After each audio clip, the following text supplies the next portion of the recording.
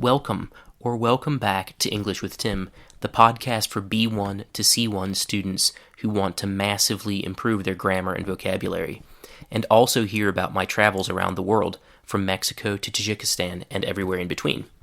Last week in episode 1, I talked about how not understanding the details of spoken and written English can cause people to make mistakes in their grammar and have other problems in language.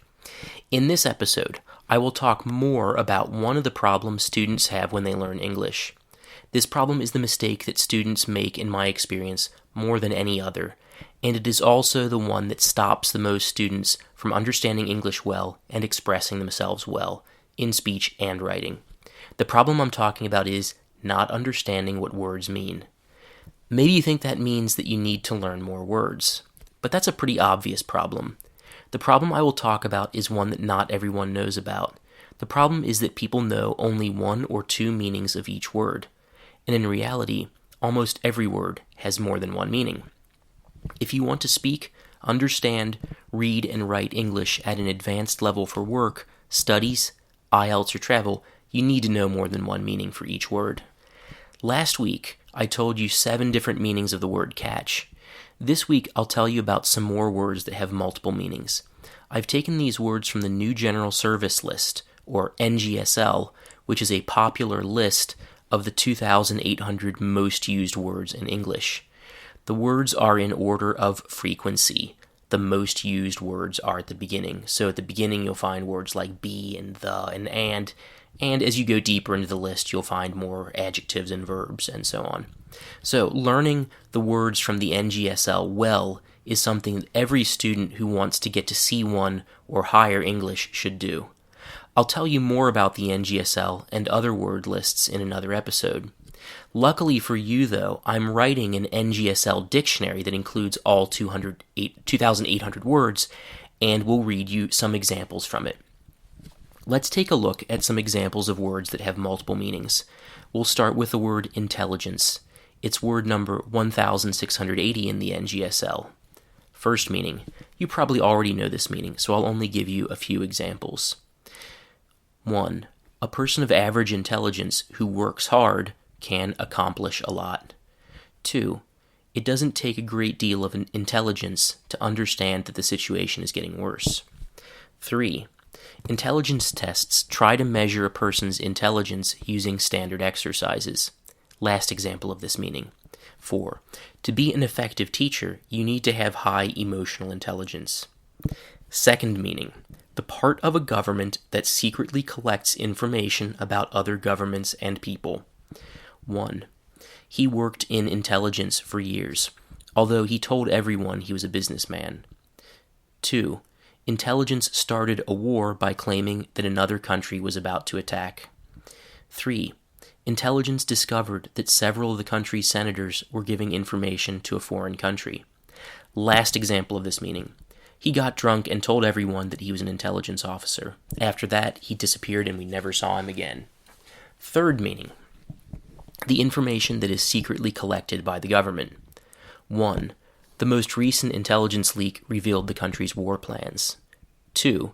Governments of powerful countries like the US, Russia, and China collect intelligence using large networks of spies. 3. Faulty intelligence caused the country to go to war when it wasn't necessary. 5.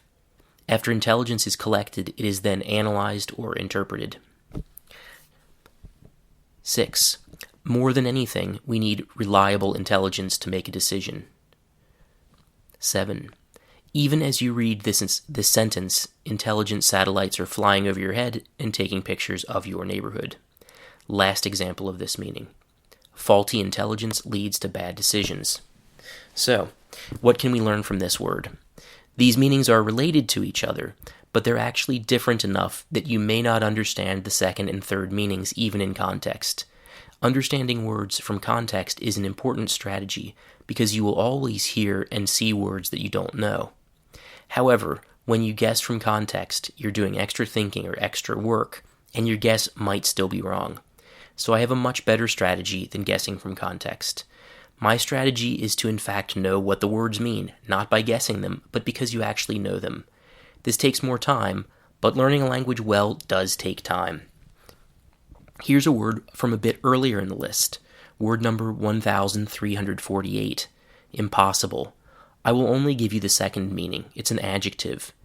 Demanding far too much while offering nothing in return. 1. Little children can be impossible.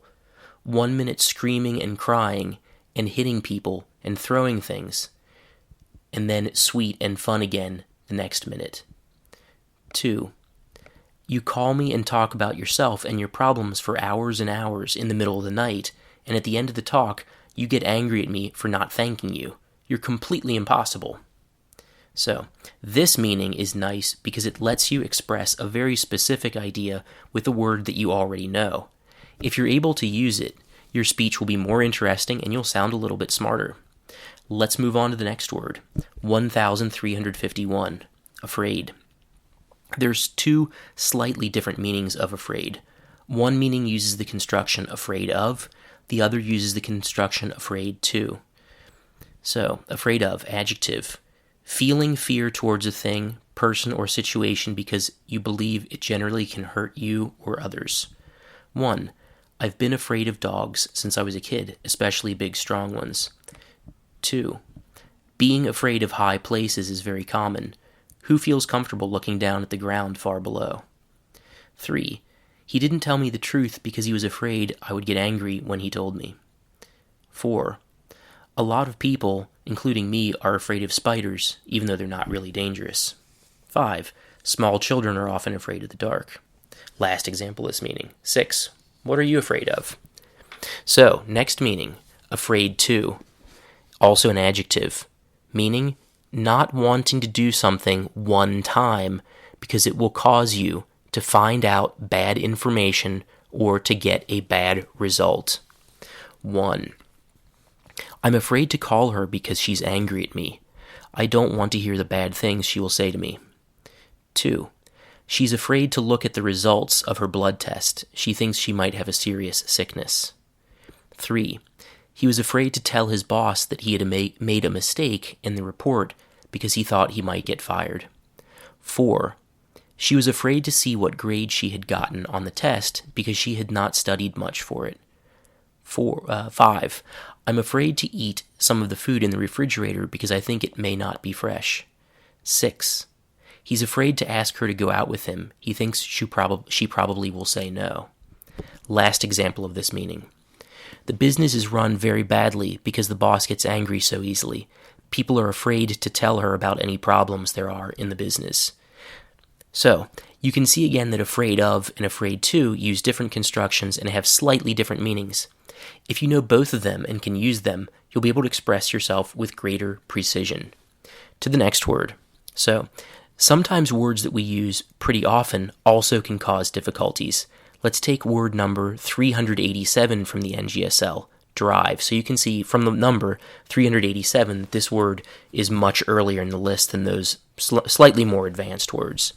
So, first meaning, I'll give you just two examples. Verb, to direct the movement of a car or other motor vehicle. 1. In some states in the U.S., people can drive when they're just 14. 2. I don't know how to drive a car with manual transmission because I grew up driving an automatic. Second meaning, again, just two examples. Noun, travel done in a car or truck.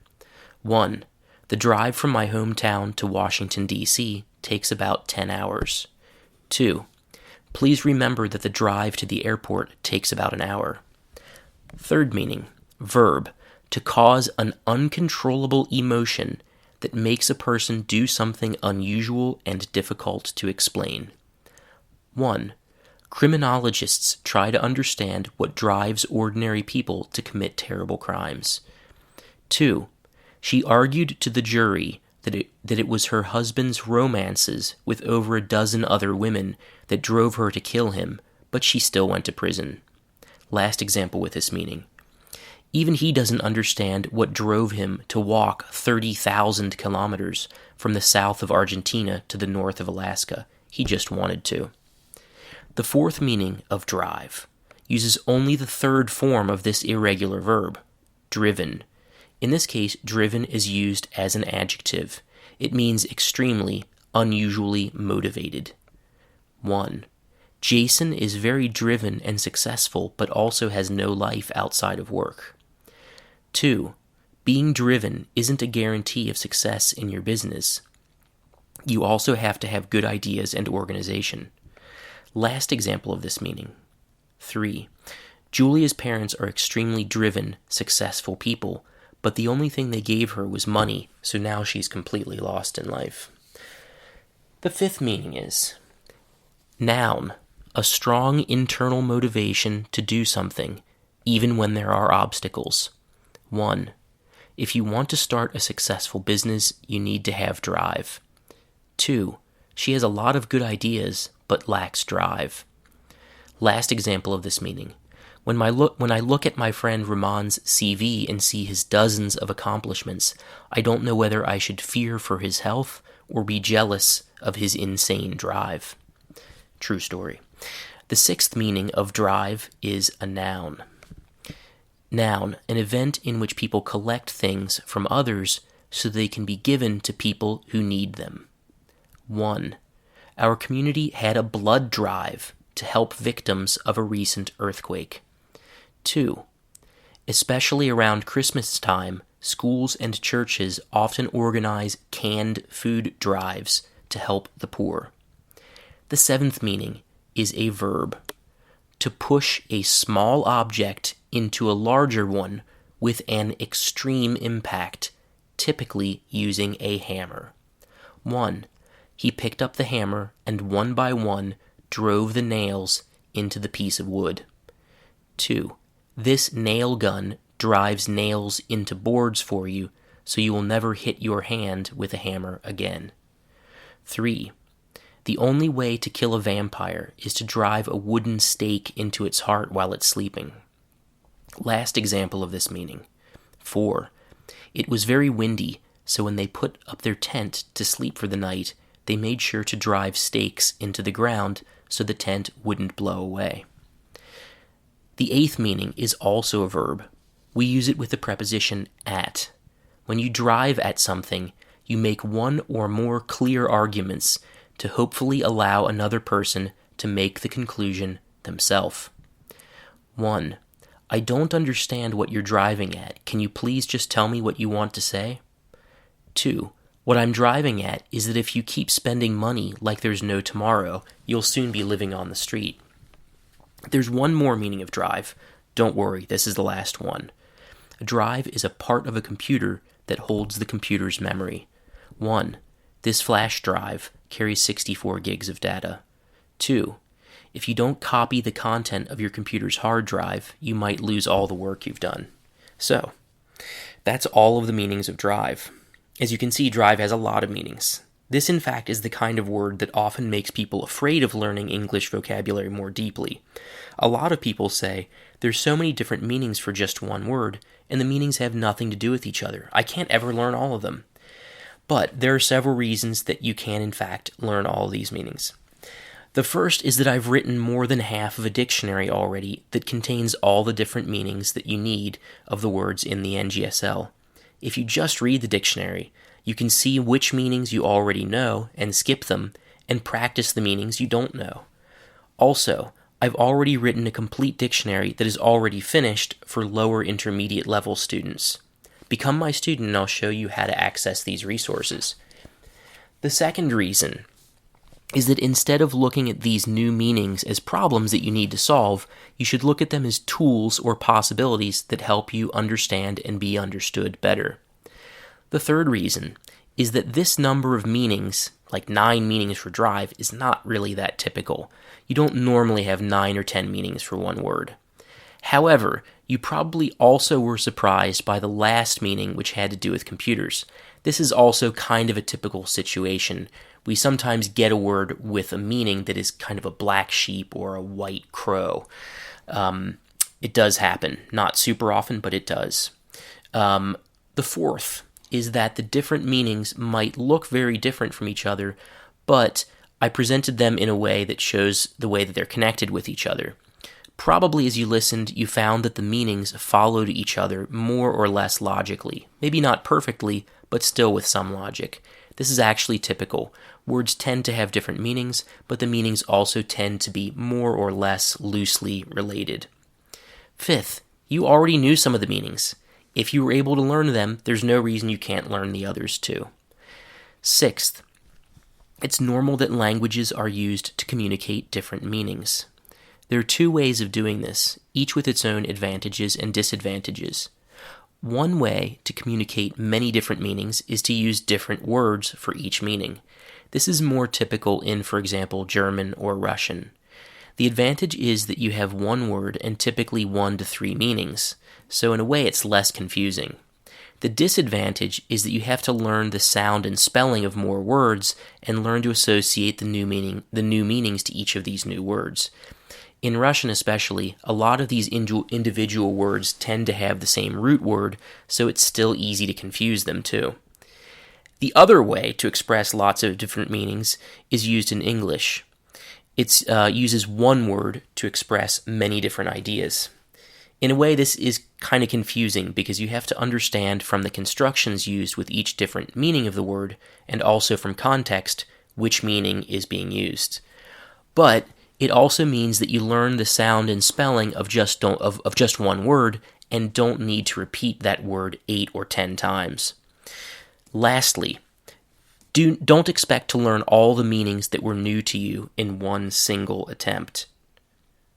It's normal that you will partly forget some meanings and revisit a word several times before you master it.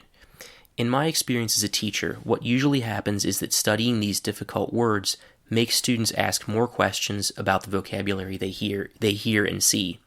They start to understand that before they were missing a lot of meaning from text and speech, and they decide it's time to fix this problem. Let me repeat all of what I've told you today in the shortest way possible. 3 small points. 1. You've got to know the words well if you want to have advanced English. 2. There are lists of words you need to learn for each level. 3. I've made resources already that let you learn all these important words and all the meanings you will need, and I'll continue to teach them to you in my podcast. So, my question for you now is, how do you feel? Are you excited by the challenge of learning these new meanings so you can express yourself in an interesting way? I definitely am excited about bringing this information to you. Tell me what you think in the comments below. Until next week, until next Monday. Thank you for listening.